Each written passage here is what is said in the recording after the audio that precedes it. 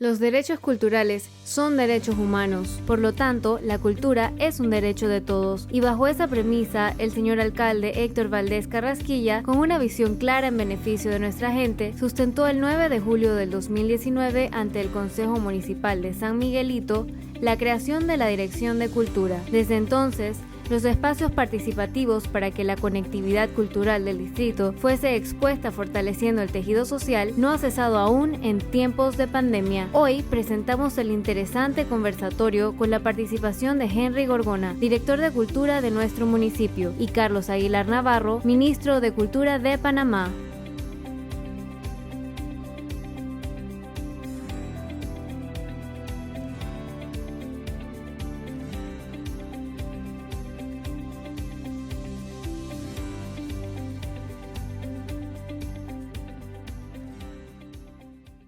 Muy buenas noches a todos.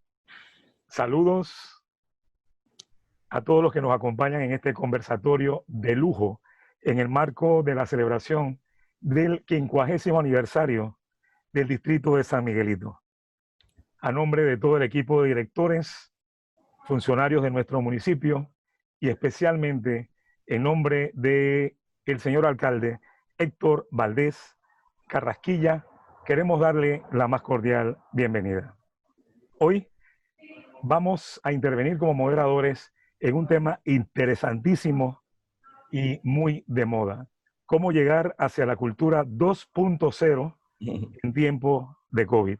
Y para ello contamos nada más y nada menos que con el señor ministro de Cultura, Carlos Aguilar Navarro, quien está ya con nosotros. Bienvenido, señor ministro. Y antes que nada, nuestro agradecimiento por cedernos su tan valioso tiempo para compartir con nosotros. Bienvenido. Buenas noches, Henry. Buenas noches a todos los que están en sintonía de esta conversación. Y un saludo igual al alcalde. Esperamos que se haya recuperado bien y a todo el equipo del municipio, del distrito de San Miguelito, con quienes siempre trabajamos muy de la mano, sobre todo contigo, Henry, en la Dirección de Cultura. Hemos tenido una sinergia increíble y creo que hemos dado muchos pasos en la dirección correcta por la cultura. Lastimosamente estamos en esta situación, es un impasse, pero no dejamos de seguir teniendo proyectos juntos y de seguir trabajando de la mano. Así mismo es, así mismo es. Para entrar en materia, señor ministro, quisiera hacerle el siguiente señalamiento. Una vez creado el Ministerio de Cultura, la velocidad que tomó fue increíble. Se empezaron a desarrollar X cantidad de proyectos en los cuales igualmente participamos nosotros como distrito. Y la verdad que la gestión realizada hasta el mes de marzo fue espectacular. Pero la que se realizó una vez ya en cuarentena, en pandemia, ha sido realmente sobrenatural. La cultura es la que ha mantenido a los panameños tranquilizados de alguna manera, entretenidos. Pero quisiera hacer alusión a una frase que nuestra amiga Alexandra Schelderup publicó en estos días y que me hizo muchísima gracia.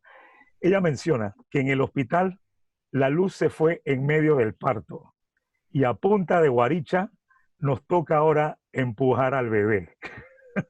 Quisiera que habláramos un poquito de eso, cómo ha quedado todo a partir del momento, en el tema cultural, por supuesto, a partir del momento en que vino el COVID y nos ha paralizado de alguna manera en el mundo entero.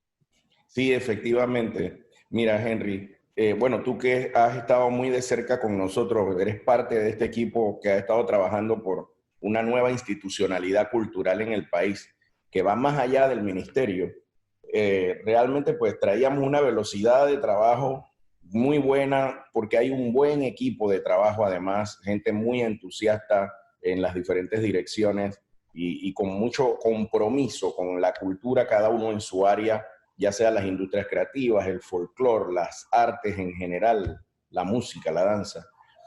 Bueno, llegó el COVID, como bien dices, y sorprendió al mundo entero, ¿no? No es un tema solo de Panamá, es un tema mundial y ha puesto un poco más lenta las cosas. Pero importante, en el Ministerio de Cultura no hemos dejado de trabajar en ningún momento, o sea, ni en el momento de la cuarentena más dura, siempre estuvimos pendientes y dedicamos X cantidad de horas a estar aquí, a organizarnos, porque como bien sabes, iniciando la cuarentena el 20 de marzo, esa misma noche inició Mi Cultura en Casa, que era un proyecto que ya veníamos haciendo algunas grabaciones, ya pensando en que en cualquier momento en el país pues íbamos a tener una situación en donde la gente iba a necesitar buscar de alguna manera el equilibrio, el bienestar, y que no fuera solo las noticias del tema sanitario, que sabíamos que no iban a ser muy buenas, era lo que estaba pasando en el mundo, que no fuera solo esas noticias las que prevalecieran. Sí, la gente tiene que estar informada, incluso para saber cómo manejarse y cómo cuidarse y cuidar a los otros. Pero también era importante entonces tener un balance, un equilibrio, y en ese momento decidimos que la cultura tenía que ser ese catalizador del balance. Y con Mi Cultura en Casa, con conciertos, teatro, danza, cine panameño, todos espectáculos con artistas panameños, habíamos grabado más o menos aproximadamente material para 2 semanas. No pensábamos que esto iba a ser tan largo y empezó esa cuarentena ya más fuerte.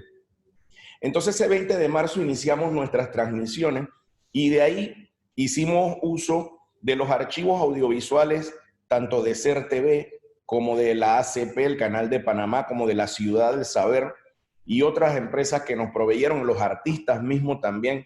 Pero lo que sí pedíamos era que fueran conciertos recientes, actividades de danza recientes, teatro y tal, y que mucha gente no hubiera visto o que no hubieran tenido incluso la posibilidad de ser expuestos en un medio de comunicación. Y es de esa manera que este domingo que acaba de pasar, cumplimos la noche número 105 de transmisiones continuas a las 8 de la noche, como señal madre SER TV, pero incluso plataformas comerciales como Metcongo, TVN Paz, Next TV y otros medios de radio también y plataformas digitales se unieron a estas transmisiones, y más de 1.4 millones de personas en Panamá y el mundo, porque también recibíamos muchos saludos de otros países, tuvieron la oportunidad de disfrutar de esto. Mi Cultura en Casa empezó como ese segmento de las 8 a las 10 de la noche, pero después fue creciendo tanto en el canal de YouTube del Ministerio de Cultura de Panamá, que se puede acceder así, Ministerio de Cultura de Panamá, o poner Mi Cultura en Casa y te sale directamente, y también por el Facebook Live del Ministerio de Cultura y las otras redes sociales. Empezamos en el camino a transmitir desde la mañana actividades para niños con la payasita Pepina, por ejemplo, con también sugerencias y datos para los niños, cómo cuidarse en este momento, con capacitaciones, módulos de cómo escribir tu libro y cómo comercializarlo en Internet, clases de ajedrez, conferencias virtuales, charlas, mesas redondas. Y la verdad que tuvimos una gran cantidad de actividades, más de 146 actividades durante este tiempo, que como tú bien dices, de alguna manera sirvieron para que los panameños y panameñas pudieran, tú sabes, tener una opción de algo que los relajara un poco. Pero también, y creo que esta es la parte más importante, sirvió para que los artistas panameños nuevamente mostraran su talento a través de la solidaridad, porque fueron súper solidarios. Muchos de ellos incluso hicieron presentaciones y nos cedieron los derechos de sus actividades con tal de darle ese aporte a la comunidad y a la sociedad. Y por otro lado, sirvió para que el público reconociera a muchos de sus artistas.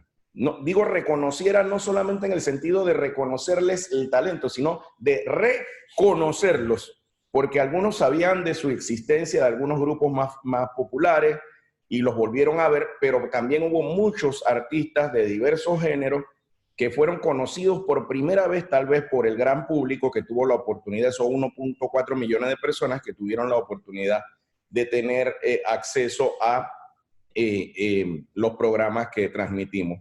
Siempre hemos estado diciendo en las últimas semanas que de alguna manera esta pandemia, entre las cosas positivas que trajo y gracias a las herramientas tecnológicas como esto, nos ha permitido democratizar un poco más la cultura. Sabiendo que existe una brecha digital y que no ha llegado a todo el mundo, pero hemos podido llegar a mucha más gente de lo que normalmente llegábamos cuando las actividades eran físicas. No, y abonando lo que usted dice, señor ministro, La verdad que hemos tenido la gran oportunidad de ver en mi cultura reportajes, no solamente los conciertos, reportajes, documentales, películas, que definitivamente en alguna oportunidad, tal vez en tiempo normal, no tuvimos tiempo, valga la redundancia, para, para poder asistir a presenciarlas, ¿no? Eh, Su propia película, Panama Brown, la pudimos disfrutar. En días pasados revisábamos también otra serie de documentales interesantísimos. El equipo de mi cultura se ha enfocado precisamente en proyectarle a la nación eh, la capacidad que tenemos los panameños para poder desarrollar todo este tipo de actividades. Pero yo quisiera poner en contexto un poquito para que los que están en este momento sintonizándolos sepan quién es Carlos Aguilar. El ser ministro de Cultura no es casual. Yo creo que es una situación que ha llegado en el momento que tenía que llegar. Se dice que las uvas se maduran a su tiempo. Y probablemente si esto hubiese ocurrido hace 15 años, muchos no hubiésemos estado todavía preparados para ello. Yo creo que esa es la razón por la cual en este momento usted ha conformado un excelente equipo de directores. Usted está a la cabeza del ministerio, es el primer ministro, es histórico. Pero yo quisiera preguntarle, Carlos Aguilar, Ingeniería Eléctrica en Brasil, luego Economía en Panamá y termina como director de cine y televisión en Cuba. ¿Cómo se da todo ese concepto? Para que los amigos tengan un poco más de conocimiento de quién es Carlos Aguilar Navarro. Mira, tú sabes que yo cada día me he convencido más y ya a estas alturas estoy plenamente seguro de que es así, de que la vida lo va llevando a uno por caminos que en el momento a veces tú no sabes por qué, pero llega un punto en tu caminar en que tú miras hacia atrás y dices, oye, ya entendí por qué pasé por todo esto, que parecía una cosa no tener que ver con otra. Mira, yo Así es. ser economista desde que era niño. Pero cuando me gradué del Fermín Nodo, que fue el colegio donde estudié la secundaria, me gané una beca para ir a estudiar a Brasil ingeniería eléctrica. En ese momento, en Panamá, estaba el auge de la construcción de hidroeléctricas para la generación de energía. Y bueno, era una buena posibilidad de conseguir un trabajo cuando venías graduado, un trabajo bien remunerado y demás. Y me tocó la beca, pero yo quería ser economista. Y dije, bueno, voy a hacer la concesión. Me iba bien en matemática, en física. Vamos a estudiar ingeniería eléctrica. De repente, pues, en el camino me va agradando la cosa. Y me fui a estudiar ingeniería eléctrica. Yo no terminé la carrera de ingeniería eléctrica porque estando en Brasil, yo quería cambiarme para economía. Después que hice el primer año, saqué mis notas bien, pasé, le enseñé las notas a mis papás y les dije, pero yo quiero ser economista, yo me quiero cambiar. Y bueno, la cuestión es que allá en Brasil no es tan fácil, en esa época menos, no era tan fácil eso de cambiarse de carrera. O sea, era muy difícil para los brasileños incluso entrar a la universidad por los exámenes que tenían que pasar. Así que la universidad estaba copada. Yo decidí regresarme a Panamá y entonces ingresar en la Universidad Nacional a estudiar ingeniería eléctrica, que era lo que yo quería estudiar. Y en ese momento dije, bueno, Brasil fue un impasse, pero no fue tan así. Y ahora vamos a ver por qué pienso yo que no fue tan así. Hice mi carrera de economista, pero en Brasil, una de las cosas que a mí más me llamó la atención fue cómo ellos hacían televisión, los programas de televisión, la manera en que lo producían, la fotografía y demás. Yo no sabía mucho de fotografía ni de ese cuento porque no era lo mío en ese momento, pero había algo que me agradaba. Y estando acá estudiando economía, me acerqué a Canal 11, al subdirector en esa época, Julio Barba, y le presenté un proyecto para hacer un programa de televisión. A todo esto debo decirte que la psicóloga en la secundaria, cuando nos hacían esas pruebas, en esa época se hacían para las aptitudes hacia dónde tú debías, de orientación profesional, me había dicho que yo tenía que estudiar medios de comunicación y yo me eché a reír y le dije, ¿qué medios de comunicación? Yo quiero ser economista. Eso está equivocado, ese examen, esa prueba está mal hecha. Bueno, fui a la electricidad, regresé a lo mío de la economía y para mí la economía era, lo que yo había querido toda la vida. Pero entonces se me ocurrió hacer un programa de televisión. En este momento yo ni me acordaba de la prueba de orientación profesional de secundaria de la que me había burlado. La cuestión es que eso no se dio. Yo seguí haciendo mis materias de economía y en 4 años y medio pues logré sacar el título, incluso trabajando y demás. O sea, iba por la mañana tempranito, iba en la noche. Me atraía tanto que le metí empeño. Me gradué de economista, pero cuando estaba esperando al decano de la facultad para que me aprobara mi tema de tesis, para poder ya finalizar completamente, me puse a leer mientras él atendía a otra persona una revistita que se editaba en el cine universitario que se llamaba Claqueta, donde estaba la programación del cine universitario, pero también tenía artículos sobre cine, literatura, cultura y demás. Y ahí, leyendo, veo que dice que Gabriel García Márquez, que preside la Fundación del Nuevo Cine Latinoamericano, abre las becas para estudiar cine en Cuba, Y dije, y la verdad, voy a guardar esto, me voy a inscribir. Pero mi interés era como hacer ahí decía que había 2 partes. El curso básico de 6 meses en donde tú aprendías las nociones esenciales para hacer videos y documentales, y eso fue lo que me llamó la atención. Y después, si pasabas ese curso básico, te quedabas a la carrera completa.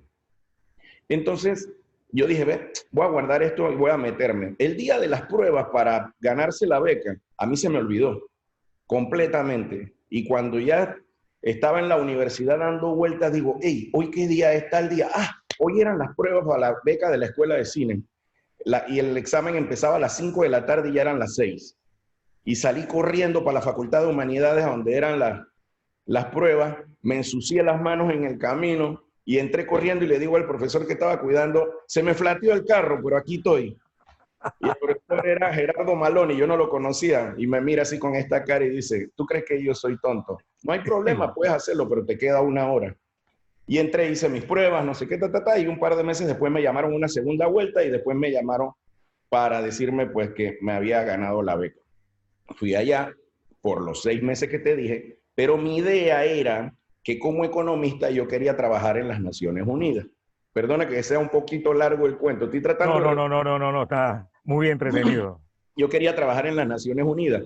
Y como yo no sé inglés, pero sabía portugués y español, dije, bueno, con 2 lenguas, a lo mejor hasta en la OEA podría entrar, aunque no sepa inglés, pero si aprendo lo de video, mira tú la locura, aunque sean los 6 meses, voy a poder entrar más fácil porque yo mismo podría hacer esos documentales que las Naciones Unidas hace cuando sus expertos van a los países en desarrollo y tal y cual, ¿no? Yo quería ir a África a trabajar y demás. Bueno, la cuestión es que me fui por los 6 meses. En ese momento yo tenía trabajo, yo trabajaba como analista estadístico en aduana y pedí licencia y gracias a Dios pues me la aprobaron para irme esos 6 meses de estudio. Ya yo tenía 2 años y tanto de estar trabajando ahí. Fui y me regresé a los 6 meses con todas mis cosas, ya listo, terminé el curso básico, pero resulta que mucha gente después del curso básico no pasó la prueba para seguir la carrera completa. Y cuando yo fui a ver la lista, mi nombre sí estaba ahí para seguir la carrera completa. Pero yo dije, no, yo soy economista, yo me voy para mi casa. Regresé y al lunes siguiente fui a trabajar y me senté en mi escritorio de burócrata de análisis estadístico de la aduana el primer día, el segundo día, el tercer día ya había terminado los cuadros que tenía, el cuarto día empecé a mirar las paredes y el viernes me regresé a mi casa y le dije a mi mamá, yo no puedo estar encerrado en esas 4 paredes. Yo creo que ahora sí encontré lo que yo quiero hacer y me regresé entonces a terminar la carrera con la beca que me había ganado de los 3 años completos más el medio año que había hecho. Y así terminé la escuela de cine que me gradué como director. Para resumirte, pasado el tiempo, yo me pongo a pensar qué tenía que ver una cosa con la otra. La economía me ha servido para que cuando llegué, por ejemplo, a director del Sistema Estatal de Radio y Televisión y ahora esta posición, poder manejar mejor el tema de los presupuestos, la parte administrativa de lo que hay que hacer, ¿sabes? La parte gerencial y organizar bien cómo hacer mejor uso de esos recursos limitados que teníamos tanto en CERTV como ahora en el Ministerio de Cultura. La ida a Brasil y la ida a Cuba, bueno, Brasil fue el que me despertó el interés de verdad en los medios de comunicación porque los vi, pero cuando veo Brasil y Cuba, son 2 países latinoamericanos junto con México, por ejemplo, que tienen una fortaleza en el tema cultural. O sea, ni siquiera necesitarían, claro que hacen falta los ministerios, pero digo, no necesitarían la institución, la misma gente en su esencia tiene tal fuerza con su tema cultural que creo que esos 2 países fueron los que despertaron en mí esa pasión y ese amor por las tradiciones, por lo que somos, por cómo nos expresamos, por la cultura en general, ese tema de la cultura popular, más la mezcla de las culturas cultas también. Y creo que esa vivencia de haber podido estar en Brasil un buen tiempo, de haber podido vivir en Cuba también y tener acceso al teatro que costaba $1 la entrada, al cine de todo el mundo, que en Panamá es muy difícil ver cine que no sea el cine de Hollywood. En Cuba tú ves, y en Brasil igual, cine de cualquier parte del mundo. Creo que toda esa amalgama es lo que ha formado a Carlos Aguilar, y como tú bien dices, a lo mejor hace unos años atrás, si hubiéramos tenido esta oportunidad, no sabríamos mucho qué hacer. No es que ahora sepamos todo lo que hay que hacer, Sí.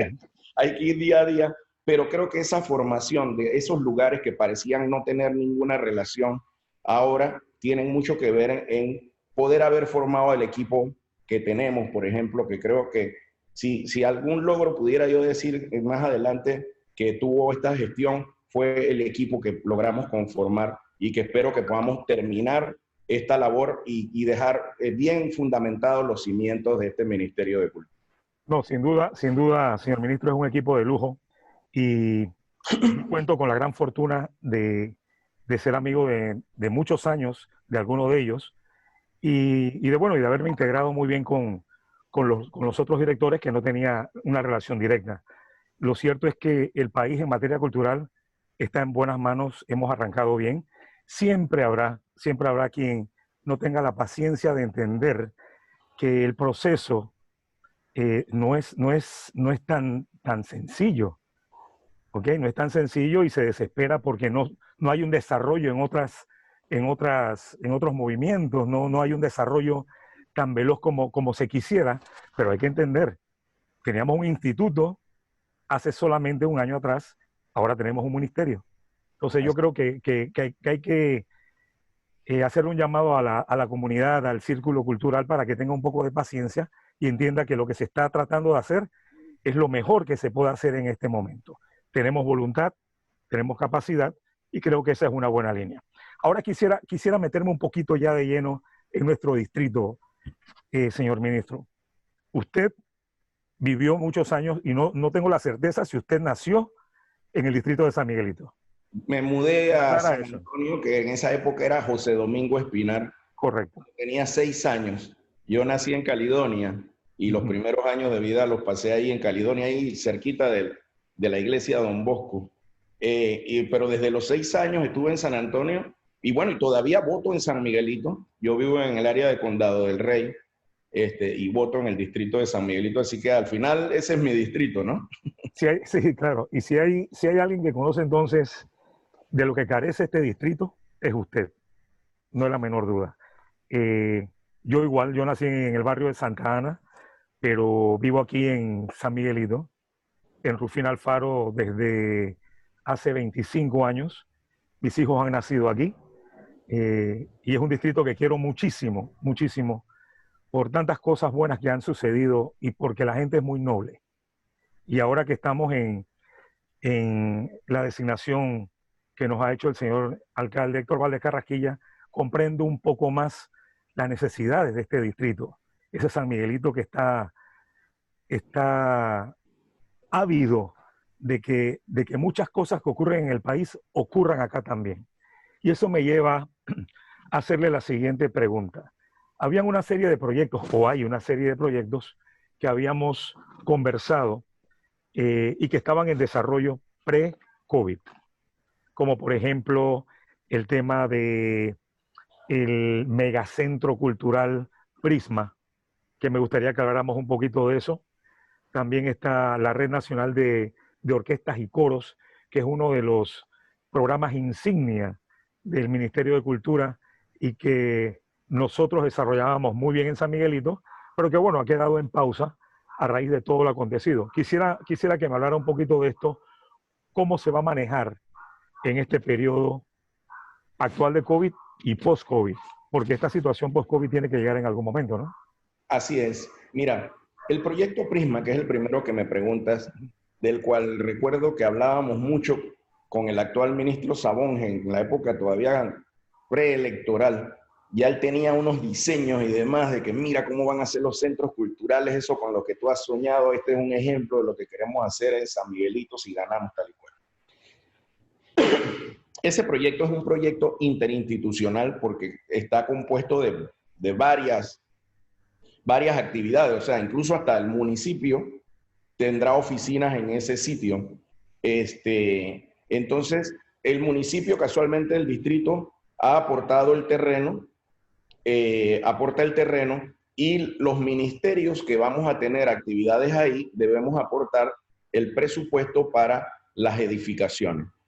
Entonces, este proyecto, el componente principal lo lleva el Ministerio de Obras Públicas, pero hay un fuerte componente cultural dentro de eso y es la parte que nosotros tendríamos que llevar. ¿Cómo hemos trabajado eso hasta ahora?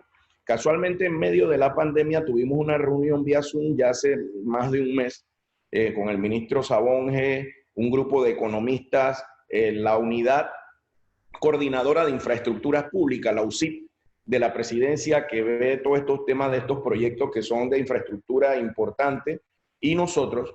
Y ahí ya habíamos en ese momento adelantado un presupuesto del proyecto, pues ya el terreno, como dije, pues ustedes están aportando el terreno, que es un gran avance, porque muchas veces eso detiene todos los proyectos, pues encontrar el terreno adecuado, a los precios adecuados, siempre es un tema, y ya eso está solventado.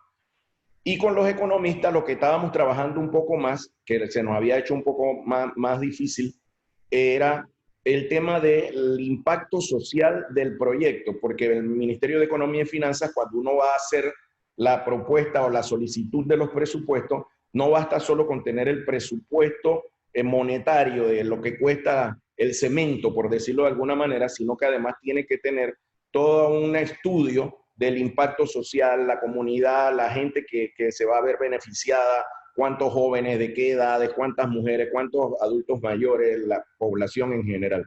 Y en esa etapa en la que estamos con este equipo de economistas, ya eso debe estar listo en las próximas semanas, pero nosotros ya hemos adelantado incluso con la Dirección de Presupuesto, la Dirección de DIPRENA, de Presupuesto de la Nación, del MEF, ya más o menos los montos para iniciar el próximo año las primeras actividades y el diseño completo del proyecto, cómo va a quedar. Porque como te dije, ¿no? Yo veía las maquetas de lo que habíamos hecho y el proyecto es un proyecto inmenso. Dada la actual situación, no vamos a poder hacer toda esa inmensidad que queríamos y soñábamos de un solo golpe. Entonces, lo que estamos tratando ahora con el diseño es tener un diseño de cómo queremos que sea finalmente, pero que el próximo año podamos dar los primeros pasos. Y para ponértelo en palabras sencillas, como si fuera un juego de Lego, decir, bueno, ahora vamos a hacer esto, pero sabemos que después esta pieza va aquí y esta va acá, y que al final, incluso en una próxima administración, se pueda concluir ya el proyecto en toda su magnitud, porque no es solamente las edificaciones de instituciones públicas que va a haber, las edificaciones para teatro, ballet, danza, para la sinfónica infantil y juvenil, para otras actividades, cine y demás, que ustedes en el distrito pues organizan muchas, y con esta estructura podrían tener un centro con todas las condiciones para hacerlo de mejor manera, sino que adicionalmente también eso incluía lo del teleférico, que uniría varias comunidades de San Miguelito con los puntos hacia afuera, ¿no?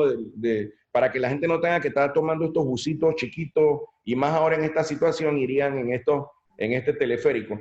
Entonces, el proyecto va avanzando, estamos en la parte, casualmente, como te digo, de las proyecciones, la solicitud del presupuesto, y el próximo año ya esperamos poder tener el diseño e iniciar ya los movimientos de tierra en el segundo semestre. Cuestión de que en los próximos 2 años podamos ya ir viendo que ya tenemos algo de la estructura, incluido el tema de cultura, pero como te digo, que pueda seguir creciendo como se había soñado. Ese es el tema de Prisma. Y el otro un solo comentario, si me permite, señor ministro. Definitivamente que va a ser un proyecto muy impactante, sobre todo en el área de Samaria, en donde precisamente el tejido social se va a ver enriquecido, y eso es importantísimo, independientemente de la infraestructura, ¿no?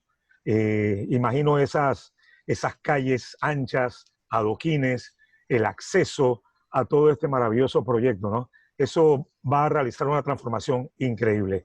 Me iba, perdón, cuando lo interrumpía, a hablarme de CREA Panamá 2030.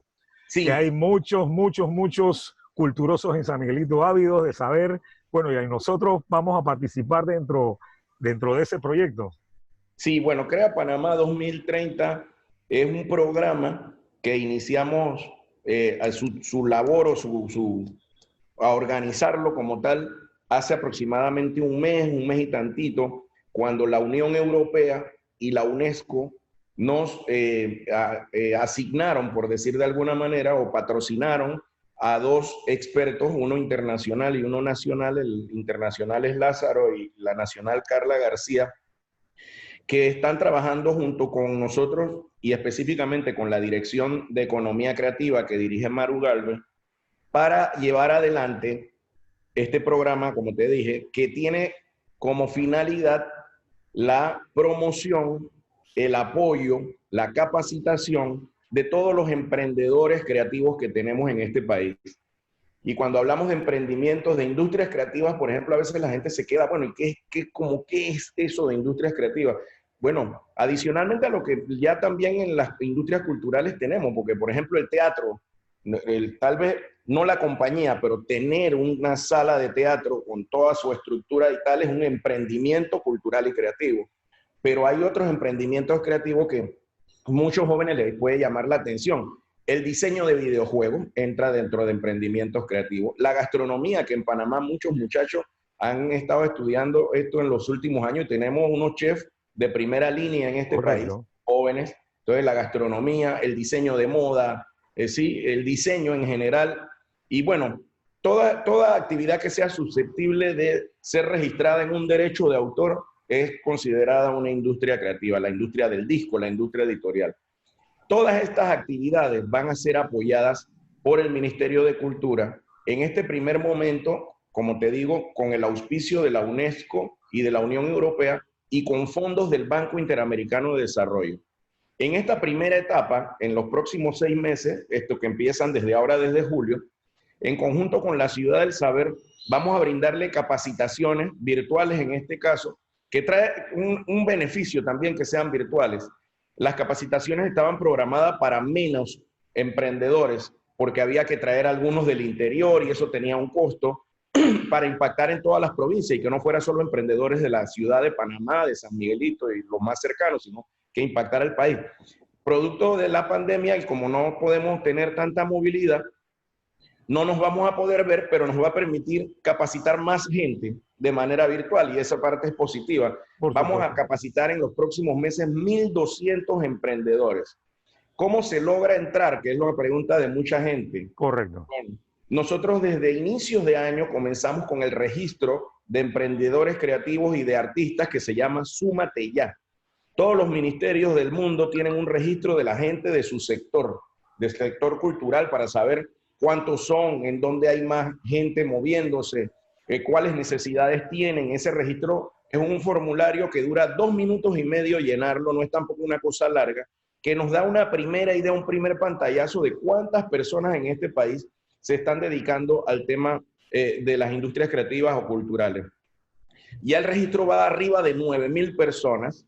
También la pandemia potenció eso porque ese registro que estábamos haciendo para esto del programa CREA en Panamá 2030, esa base de datos fue la que nos sirvió ahora con esta situación para en primera instancia poder darle los apoyos, las ayudas que el gobierno nacional del presidente Laurentino Cortizo asignaron para las personas que se han visto paradas o que sus contratos se suspendieron, su actividad, y en el sector cultural y artístico es el sector, yo no diría el más impactado, todo el mundo ha sido impactado, pero sí es verdad que va a ser uno de los que por más largo tiempo algunas de sus actividades no se van a poder realizar. Y ese registro Súmate Ya nos ha servido para eso. Pero bueno, el registro realmente era para empezar a tener el mapa, como te dije, el panorama, y de ahí poder transmitirle, y ya me dijeron que esta semana teníamos listo, de que ahora esta gente que se registró y todo el que se registre, eso sigue abierto, entras en la página web del Ministerio de Cultura, micultura.gov.pa, y tocas donde dice Súmate Ya, llenas el formulario, y ahí vas a tener entonces, una vez esté registrado, toda la información de todas las actividades, becas, capacitaciones, de todo lo que el Ministerio de Cultura va a ofrecer para todos estos emprendedores y para los artistas panameños. En la siguiente etapa, cuando digamos, bueno, ya van a empezar las capacitaciones, la gente enviará su deseo de participar o no, y para participar pues habrá unas bases, vamos a tener un jurado que va a determinar, y dependiendo de los proyectos, entonces se van seleccionando quiénes van entrando en esta primera capacitación. ¿Qué proyectos realmente para nosotros son interesantes ahora y más con la situación que tenemos?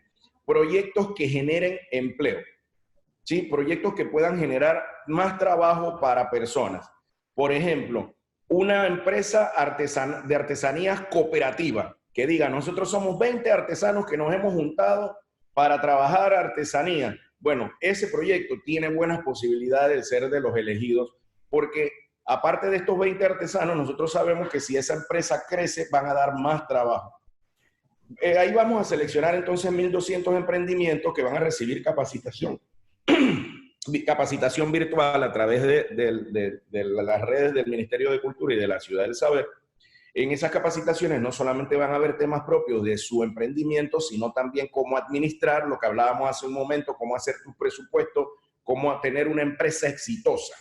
Y también vamos a tener módulos, que ya lo hablamos con IPACOP, módulos de cómo formar empresas cooperativas y cómo armar tu cooperativa con un grupo de amigos o de personas que son afines contigo. Después de esa etapa, de los 1.200 capacitados, entonces vamos a seleccionar los 200 emprendimientos que mejor elaborados estén, y esos 200 emprendimientos van a recibir un capital semilla del Ministerio de Cultura no reembolsable. Es un dinero para que esos emprendimientos los empiecen a hacer y no deben nada. 200 emprendimientos, no digo 200 personas porque puede haber un emprendimiento de varios y ese cuenta como uno. Y los otros 1.000 capacitados, o los que pasen las capacitaciones y las aprueben bien y hayan elaborado sus proyectos, van a estar mejor preparados para acceder a esos créditos que el presidente anunció en su discurso del 1 de julio, ya sea con el Banco Nacional, con la Caja de Ahorro o incluso con la banca privada, que también va a estar dando préstamos para micro, pequeña y mediana empresa, en donde están contenidas los emprendimientos creativos también como parte de los sectores que son susceptibles de recibir estos créditos. Y el próximo año esperamos poder capacitar el doble de lo que vamos a hacer en este semestre y seguir trabajando de esa manera, por lo menos este año y el otro, dándole capital semilla a los emprendimientos mejores elaborados y los otros entonces que tengan acceso a entonces los créditos de bajos intereses. Y como viste, el presidente anunció y 80 y tantos meses para pagar, que yo estoy seguro que cuando esos emprendimientos que están bien elaborados reciban esos créditos, esa deuda la van a pagar antes, y seguro que vamos a tener una industria cultural y creativa mucho más fuerte y desarrollada, que no solamente sirva para los turistas que vienen a Panamá o para los panameños que nos interesan algunos de esos productos, sino que incluso nos permita exportar esos bienes y servicios de esas industrias creativas nacionales a cualquier parte del planeta.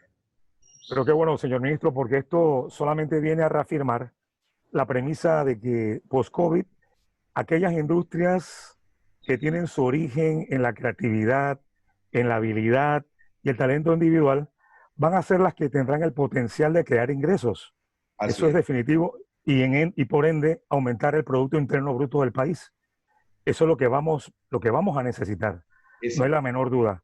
Y este proyecto tan espectacular viene precisamente a poner la cereza en el momento preciso para las industrias culturales y la economía creativa panameña. Definitivamente que sí. Así es, y a generar empleo, Henry, que es lo otro importante. ¿Cómo no?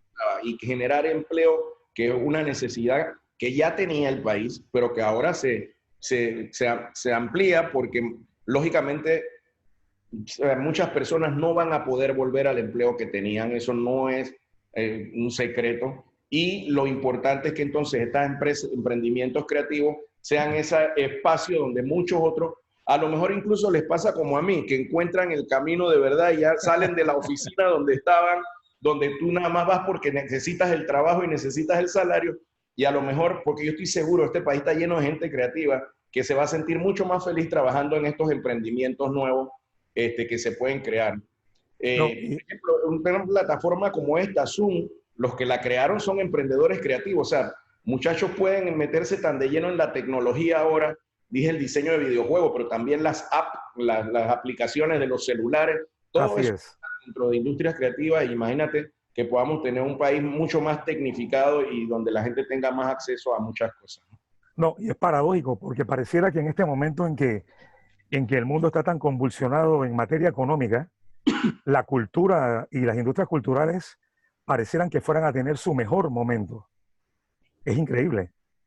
Es Eso increíble es que esto... cuestión de adaptarnos, Henry. Yo creo que algunos compañeros, como tú dices, pues a veces se desesperan un poquito y los entiendo, ¿no? Hemos tenido tantos años que la cultura ha estado echada a un lado que la gente quisiera que pasaran más cosas. Y nosotros quisiéramos también. Tú allá, desde el municipio, nosotros acá en Las Bóvedas queremos que pasen más cosas, pero bueno, la cuestión va al ritmo que debe ir en lo que la realidad nos permite.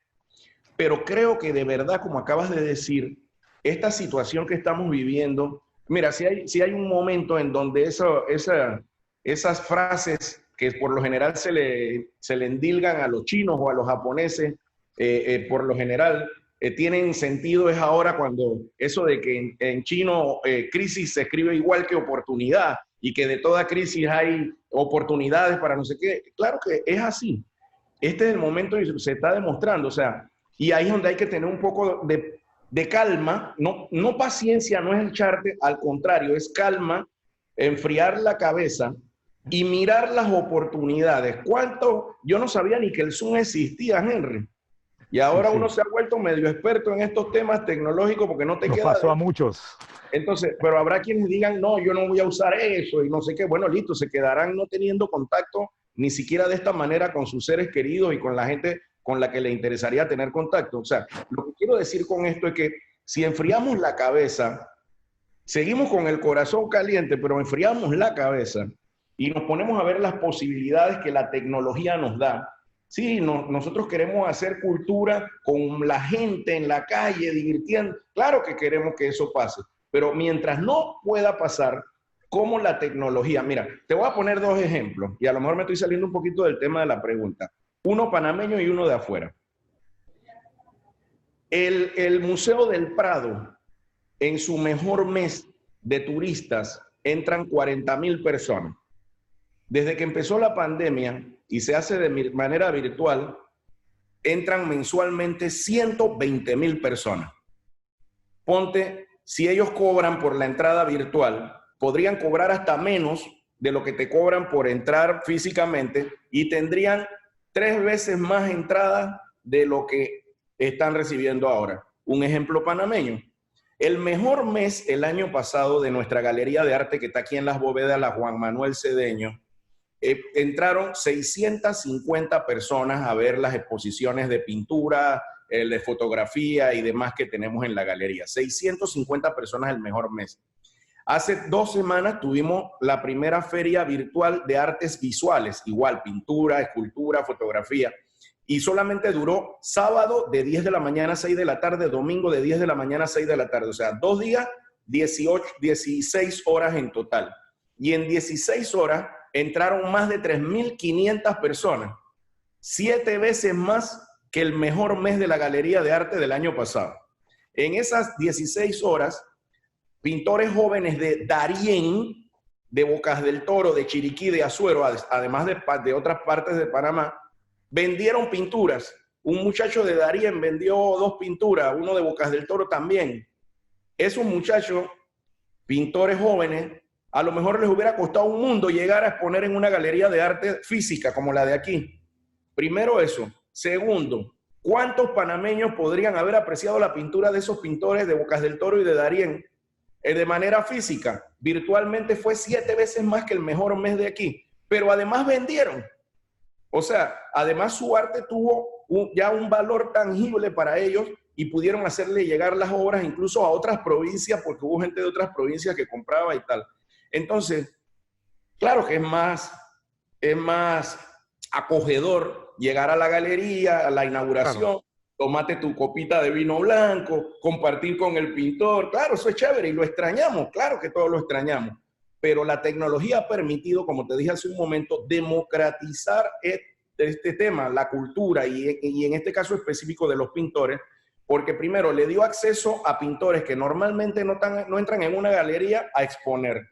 Le dio acceso a gente de todo el país a entrar a una galería virtual, pero entrar. Le dio acceso a gente de todo el país de comprar y a pintores de todo el país que le compren. Entonces eso es algo positivo. Correcto. Debemos dejar de extrañar el lugar en lo que estábamos metidos y empezar a ver las posibilidades que tenemos de lograr grandes cosas para el arte y para la cultura, de llegar a más gente, de que más gente pueda disfrutarlo.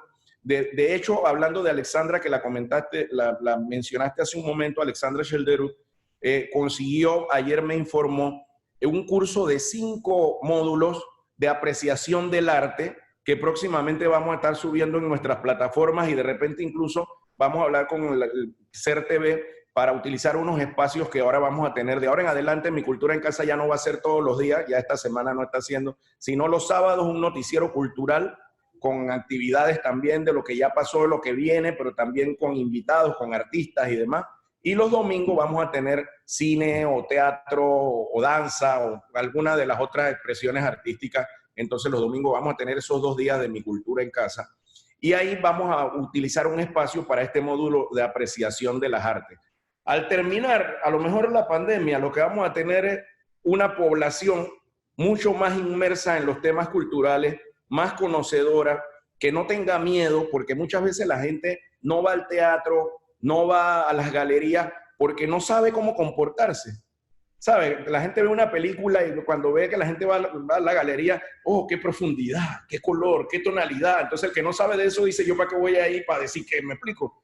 Y les da miedo. Mucha gente no accede a la cultura porque tiene miedo, no sabe cómo actuar dentro. Voy al teatro, que es muy elitista. Si voy a un concierto, ¿cuándo aplaudo? No sé ni cuándo es que se aplaude y cuándo no. Entonces me da miedo, no voy.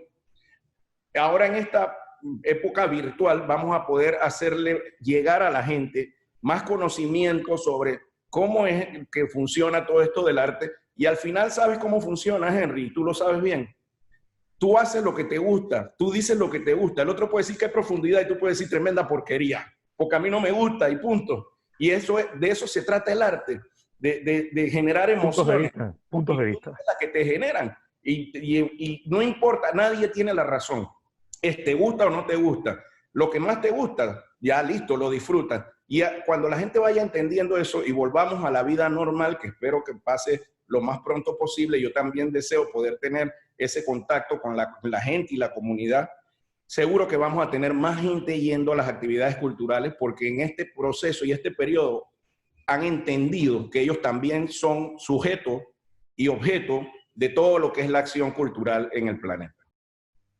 Perfecto, señor ministro. Ya casi terminando, para no abusar más de su tiempo, cuando nosotros llegamos a la Dirección de Cultura del municipio de San Miguelito, estábamos claros en todas las falencias y las necesidades que tenía el distrito. Quisiéramos irnos, cuando finalice el periodo, con una capacidad instalada en donde podamos dejar un teatro municipal, que San Miguelito no lo tiene, un teatro donde se puedan presentar todas las proyecciones artísticas que se presentan en Panamá. Somos el segundo distrito más importante y más grande de toda la República. Quisiéramos dejar instalada la Escuela de Bellas Artes de San Miguelito. E igualmente, por lo menos un módulo de las artes en cada corregimiento. Ese trabajo no lo podemos hacer solos.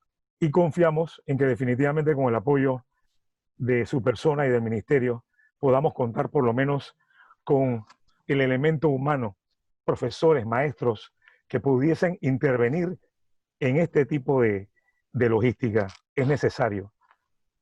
Estoy de acuerdo en que la enseñanza es primordial, y usted lo acaba de mencionar. Toda esta capacidad para que la gente pueda entender las artes debe llegarles. Ellos deben de entender que los puntos de vista prevalecen, es cierto, pero sin embargo hay una forma de poder capitalizar la música, poder capitalizar las artes plásticas, poder capitalizar el cine, sin que te conviertas en un crítico, sencillamente puedas apreciarlo a tu manera. Y si quisiera, y estoy seguro pues que contamos al igual que hemos contado siempre con tantos aliados, tantas alianzas, afortunadamente la cultura, creo que sin alianzas no podría ser posible. Y, y bueno, contamos con muchos amigos, como quisiera mencionar en esta oportunidad, y usted lo conoce muy bien, a Cristóbal Muñoz Hijo, quien es un tremendo, además de ser un tremendo gestor cultural, tiene una visión de la industria creativa y de la economía cultural increíble, y es un imponderable en este país. Y Cristóbal, en nuestra dirección, nos asesora constantemente, nos apoya, y la verdad que quisiera en esta oportunidad también mencionarlo, porque al igual que ustedes, y que usted personalmente, sin el espaldarazo del ministerio y de usted, señor ministro, no fuese posible nada de lo poco que hemos logrado realizar en nuestra dirección. Quisiera hablar de una fecha importante, 9 de julio del 2019. Mire qué coincidencia. En esa fecha, el Consejo de Gabinete aprobó el proyecto de lo que creaba el Ministerio de Cultura. En ese mismo momento, el Consejo Municipal de San Miguelito, por iniciativa del señor alcalde Héctor Valdés Carrasquilla, aprobaba igualmente la creación de la Dirección de Cultura. Es una gran coincidencia. Estamos trabajando unidos y qué fortuna tenerlo a usted, señor ministro, a la cabeza de este ministerio. Y le cedo el espacio para que se despida, no sin antes agradecerle esta gran oportunidad y única de poder que usted tranquilice la masa cultural de San Miguelito con semejantes proyectos que continuarán en construcción. Definitivamente que muchas gracias y quisiéramos su saludo final. Gracias, Henry. Y de verdad, gracias también públicamente, lo quiero decir, por ser un gran aliado en toda esta labor, desde el municipio, en toda la labor con el ministerio. De hecho, que mencionaste a Cris, también Gerardo Newgobsen, que trabaja mucho con Cris estos temas de economía creativa. Correcto. También aliado que nos ha apoyado. Tuviste la oportunidad de estar en una capacitación que tuvieron los directores del ministerio sobre este tema de cómo salirnos de la cuadratura y pensar cómo darle la vuelta a las cosas ahora luego de esta nueva situación. Y espero que podamos seguir trabajando juntos, así como lo hemos venido haciendo hasta ahora. Mira que en estos días vi la foto de eso del Consejo de Gabinete y yo no recordaba bien la fecha, ahora tú me la acabas de recordar, 9 de julio. Mira, creo que julio es un mes como especial en mi vida, ¿no? El 5 de julio nació Panamá Brown. Yo creo que ese negrito me ha acompañado, así es como uno de los santos que cargo yo aquí. Casualmente, hace unos días que cumplió aniversario del natalicio. Y el 8 de julio, este año, firmamos con el presidente de AMUPA, de la Asociación de Municipios de Panamá, en Montijo, fuimos hasta Montijo, el convenio que ya teníamos meses dándole vuelta y por una u otra razón se movía. Después llegó la situación de la pandemia, la cuarentena, y no habíamos firmado, en donde el Ministerio de Cultura, junto con los municipios, vamos a trabajar temas culturales en los distritos. Y los alcaldes se comprometen a utilizar una parte de las partidas de descentralización para la cultura. En el caso de San Miguelito, pues ya existía, porque casualmente pues, existe la Dirección de Cultura. En el municipio de Panamá también hay una Dirección de Cultura. Creo que hay como 7 municipios en el país que cuentan actualmente con direcciones de cultura, pero los demás no. Entonces, con este convenio que fue aprobado por los alcaldes de todo el país y que, como te dije, no habíamos podido firmar y lo firmamos el miércoles 8, pues vamos a trabajar de la mano el ministerio con los municipios, el ministerio tratando de aportar dentro de los recursos que tiene lo que puede, que no necesariamente tiene que ser dinero en algunos casos. Nosotros tenemos lugares en todo el país, escuelas de arte que tienen espacios en donde se pueden realizar también actividades. Tenemos casas de cultura que están bajo el Ministerio de Cultura, y los municipios con sus fondos de descentralización entonces van a destinar una parte de ellos para que trabajemos juntos y hagamos esa sinergia que ya estamos haciendo contigo, por ejemplo, en cada municipio de este país, que quería aprovechar para dar esa noticia. Y bueno, también 8 de julio, ¿no? O sea que el mes de julio es como el mes donde hacemos bastante actividad y firmar cosas para después entonces darle rienda suelta a la imaginación y a la energía.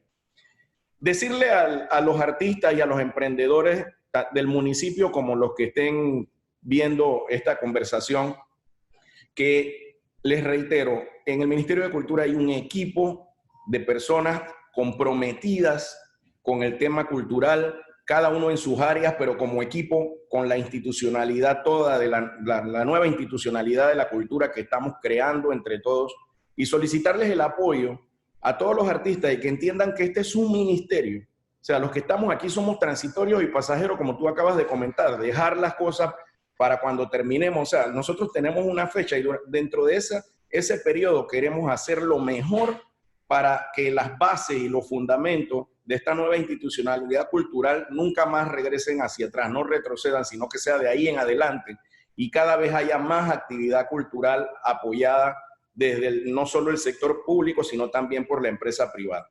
En ese sentido, también ahora, pero con la situación, por eso las cosas se han tornado un poquito más lentas, ya nosotros hicimos, en conjunto con la Comisión de Educación, Cultura y Deporte de la Asamblea, la consulta ciudadana. Faltó una, pero bueno, ya no se va a poder hacer, esa tendrá que ser en el primer debate. Y la idea es que una vez ya tengan la Asamblea las comisiones instaladas, porque ahora cambian los presidentes, o bueno, hay nuevas votaciones para las comisiones y quiénes van para qué comisión. Nuestro interés es que en este mismo mes ya podamos empezar el primer debate y ojalá todos, como pasó con la ley del ministerio, que en el mes de julio se hicieron los 3 debates del ministerio, ojalá pudiéramos hacer los 3 debates de la Ley General de Cultura, que la ley es general. Mucha gente dice, pero ahí no habla de mi grupo, ahí no habla del arte al que yo me... Sí habla, pero es una ley general. Después, con calma, vamos a ir desarrollando cosas específicas para el teatro, para la danza y tal. Esta Ley General de Cultura, cosas importantes que tiene, son los incentivos a las empresas privadas que aporten a la cultura y ojalá eso podamos pasarlo de esa manera. Estamos todavía conversando con el Ministerio de Economía y Finanzas, quienes desde el principio, desde el año pasado, dijeron bueno, que veían con buenos ojos el interés y que íbamos a analizarlo. En esa etapa de análisis estamos. Ojalá podamos lograr eso. Habla de la creación del Fondo Nacional para la Cultura, que es así mismo como el fondo de cine que tiene concurso anual y la gente se gana los premios para desarrollar sus proyectos cinematográficos. Asimismo queremos tener un Fondo Nacional de Cultura para todas las artes y eso está contenido en la ley.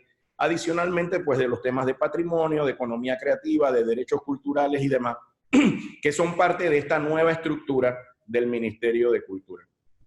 Tenemos mucho por hacer. Este es un ministerio que se va a ir construyendo sobre la marcha y que no va a terminar de ser construido en estos próximos 4 años. Es un ministerio que todos juntos tenemos que trabajar para que... Y es un ministerio que no siempre va a estar inacabado, porque la cultura es eso, es movimiento, es cambio. Entonces nunca vamos a tener el ministerio que deseamos, porque cuando lleguemos a lo que nos hayamos propuesto habrá nuevas cosas que queremos lograr. Pero ese ministerio tenemos que construirlo entre todos, con el apoyo de todos. Y si hacemos sinergia, creo que podemos lograr grandes cosas y dar pasos más largos en un periodo más corto de tiempo. Siempre un placer conversar con usted, señor ministro. Le reitero, a nombre de todo el equipo del municipio de San Miguelito y especialmente de nuestro señor alcalde Héctor Valdés Carrasquilla, quien ha tenido una visión espectacular en la creación de esta dirección para precisamente permitirle al distrito que pueda lograr obtener todos estos beneficios. A todos los que nos han visto, los que han compartido con nosotros en esta noche, nuestro agradecimiento. Esto para mí ha sido un conversatorio realmente de lujo en la celebración de nuestro aniversario número 50. De verdad que San Miguelito es fantástico y la verdad que solamente quisiera nuevamente y reitero mi agradecimiento para usted, señor ministro, por haber estado aquí con nosotros. Así que muy buenas noches a todos y muchísimas gracias por compartir. Y estén pendientes de los próximos lives que tendremos y los conciertos que también en alianza con el Ministerio de Cultura vamos a presentar. Muchísimas gracias a todos. Fue una producción del video de Lucho Espada. Muchísimas gracias.